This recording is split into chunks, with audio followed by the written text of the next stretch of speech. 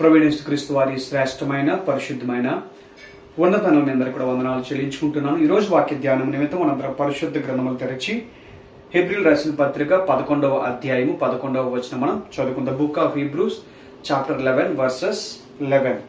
విశ్వాసమును బట్టి శారాయు వాగ్దానము చేసిన వాడు నమ్మదగడిని ఎంచుకొనెను గనుక తాను వయస్సు గతించినదైనను గర్భము ధరించుటకు శక్తి పొందెను. ఇక్కడ చూసినట్లయితే మనము ఈ వాక్యాన్ని చదివి ఉన్నాం. అందులో ఏమని ఉందంటే వాగ్దానము చేసిన వాడు నమ్మదగిన వాడు. ఈ రోజు నుంచి మనము ఒక సిరీస్ని ప్రారంభించాము. అదేంటంటే దేవుడు చేసిన వాగ్దానాలను మనం ఎందుకు నమ్మాలి. Why we need to believe in the promises of God. దేవుడు మనందరికీ కూడా అనేకమైన విధములుగా వాగ్దానాలు దయచేస్తూ ఉంటాడు. అందులో ఒక విధానం ఏమిటంటే మన వాక్యాన్ని ధ్యానం చేస్తూ ఉన్నప్పుడు దేవుడు మనకు వాగ్దానాలు దయచేస్తూ ఉంటాడు. వాక్యం ద్వారా మాట్లాడుతూ ఆ వాగ్దానం ఇస్తూ బలపరుస్తుంటాడు. మరి ఒక విధానం ఏమిటంటే సేవకుల ద్వారా మన వాక్యాన్ని వింటున్నప్పుడు సేవకుల ద్వారా దేవుడు మనకు వాగ్దానాలను దయచేస్తూ ఉంటాడు. అది మరి యొక్క విధానం. మూడవ విధానం ఏమిటంటే మనం ఆ 31st night watch night service మనందరం కూడా అనేక వాగ్దానాలను తీసుకుంటూ ఉంటాము. వాటిని కూడా మనం వాగ్దానాలుగా పరిగణిస్తుంటాం. అదేవిధంగా బర్త్డే ప్రామిసెస్ అని ఇంకా అనేకమైన విషయాల్లో దేవుడు మనకు వాగ్దానాలు దయచేస్తూ ఉంటాడు. ఆ వాగ్దానాలను ఎందుకు నమ్మాలి అనే అంశాన్ని ఈ రోజు నుంచి మనం ప్రారంభించి అనేకమైన విషయాలు ఆ మాట నుంచి మనము నేర్చుకుందాం. అందులో మొట్టమొదటి మాట ఏమిటంటే వాగ్దానము చేసిన దేవుడు నమ్మదగిన దేవుడు. ఎందుకు మనం వాగ్దానాలను నమ్మాలి అనే అంశాన్ని ధ్యానం చేస్తున్న విషయంలో మొట్టమొదటి మాట ఏమిటంటే మనకు వాగ్దానము చేసిన దేవుడంట నమ్మదగిన వాడు. హల్లెలూయా హల్లెలూయా. ఈ రోజున ఈ మాటలు వింటున్న ప్రియమైన సహోదరి సహోదరుడా, ఈ రోజు ఎందుకు నీవు నేను దేవుని వాగ్దానాలను నమ్మాలి, ఎందుకు దేవుడిచ్చిన వాగ్దానాల మీద మనము దృష్టి పెట్టాలి, ఎందుకు దేవుడిచ్చిన వాగ్దానాలను మనము ఆ వాగ్దానం ఎందుకు మనము బలాన్ని పొందుకోవాలి, ఎందుకు మనం ధైర్యంగా ఉండాలంటే ఆ వాగ్దానం ఇచ్చిన దేవుడంట నమ్మదగిన వాడు. అంటే గాడ్ ఈజ్ ఫెయిత్ఫుల్ అనే మాటను ఈ రోజున మనం అందరము కూడా ధ్యానం చేద్దాము. ఇక్కడ నమ్మదగిన వాడు అనే మాటకు మనకి గ్రీక్ లో ఉన్న ఒక ఆ యొక్క మూల పదం ఏమిటంటే పిస్టోస్ అనే పదాన్ని అక్కడ గ్రీకు ట్రాన్స్లేషన్ లో వాడడం అనేది జరిగింది. ఆ పిస్టోస్ అనే దానికి అనేకమైన అర్థాలు ఉన్నాయి. అందులో ఒకటి ఫెయిత్ఫుల్ అయితే, ఇంకొకటి ట్రస్ట్ వర్తీ అయితే, ఇంకొక అర్థం ఏంటంటే కెన్ బి రిలైడ్ అపాన్. అంటే మనం ఎవరి మీదైతే ఆధారపడగలమో ఆ పదానికి అక్కడ వాడడం అనేది జరిగింది. అంటే దీన్ని బట్టి మనం ఏమి అర్థం చేసుకోవాలంటే మనము వాగ్దానం ఎవరి ద్వారా పొందుకున్నామంటే ఏ దేవుడైతే మనకు వాగ్దానాలు ఇవ్వగలడో, ఏ దేవుడైతే మనకు వాగ్దానం నెరవేర్చగలడో అతని మీద మనం ఆధారపడాలంట. ఆయన మీద సంపూర్ణంగా మనం ఆధారపడాలి.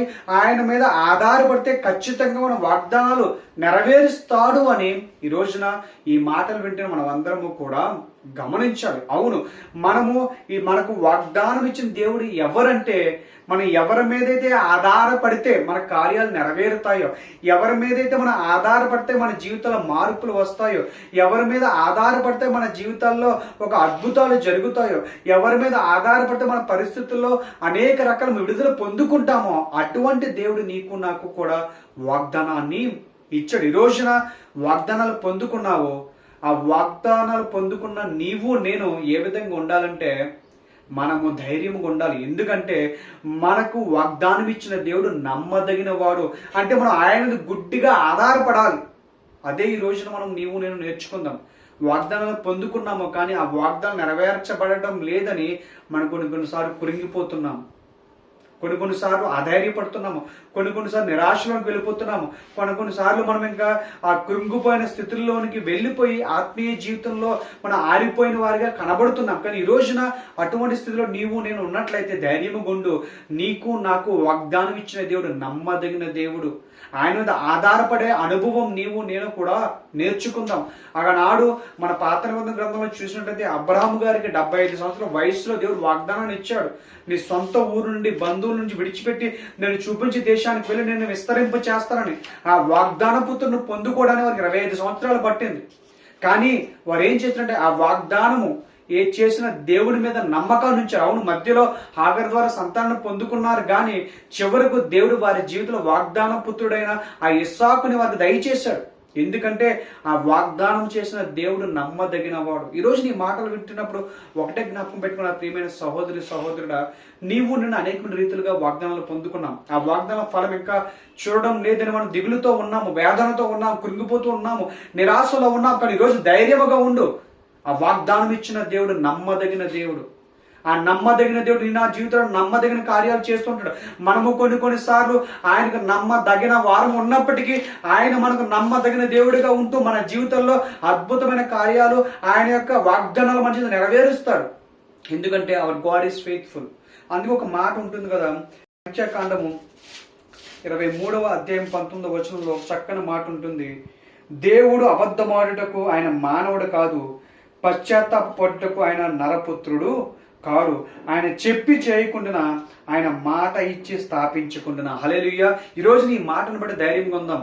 నీకు నాకు వాగ్దానం ఇచ్చిన దేవుడు ఆయన మానవుల్లాగా అబద్ధమాడే దేవుడు కాదు. మనుషులు అనేక మాటలు చెబుతూ ఉంటారు, కానీ ఎంతమంది వారు చెప్పిన వాగ్దానాలు మన ద్వారా నెరవేర్చుకుంటున్నారు, లేదా వారు చెప్పిన వాగ్దానాలు ఎంతవరకు చేస్తున్నారు అంటే మనము వారి విజ్ఞతకి విడిచిపెట్టాలి. కొన్నిసార్లు జరుగుతాయి, కొన్నిసార్లు నెరవేర్చలేకపోతున్నాం.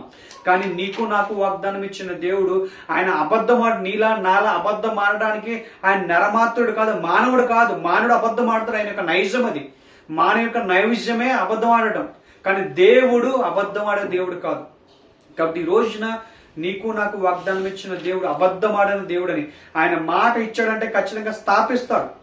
బహుశా సమయం పట్టచ్చేమో కానీ ఆ ఇచ్చిన వాగ్దానం ఖచ్చితంగా నీ నా జీవితం నెరవేరుతుంది. ఎందుకంటే ఆ వాగ్దానం ఇచ్చిన దేవుడు నమ్మదగిన దేవుడు. ఈ రోజున ఆ మొదటి మాట అదే నేర్చుకుందాము. నీ నా జీవితాల్లో దేవుడు వాగ్దానాలు ఇచ్చాడు. ఆ వాగ్దానాలు ఎందుకు నెరవేరుతాయంటే ఆ వాగ్దానం ఇచ్చిన దేవుడు నమ్మదగిన దేవుడు. Our God is faithful. ఆయన వాగ్దానాలు ఇవ్వడం మాత్రమే కాదు, ఆ వాగ్దానాలు నెరవేరుస్తుంటారు. Our God is a God who not only makes promises but also keeps promises. Hallelujah, hallelujah. ఆయన వాగ్దానాలు చేయడం మాత్రమే కాదు, కానీ ఆ చేసిన వాగ్దానాలు నెరవేరుస్తాడు. ఎందుకంటే వాగ్దానం చేసిన దేవుడు నమ్మదగిన దేవుడు. కాబట్టి ఆ వాగ్దానం చేసిన నమ్మదగిన దేవుడని, ఆ నమ్మదగిన దేవుడు నీవు నేను కలిగి ఉన్నామని గుర్తెరిగి ధైర్యం పొందాము. రానున్న రోజుల్లో ఖచ్చితంగా ఆ వాగ్దాన ఫలాన్ని నీవు నేను కూడా చూస్తాం. అట్టి కృపను ఈ మాటలు వింటే మనందరూ కూడా దేవుడి సమయం అనుగ్రహించును గాక. ఆమేన్.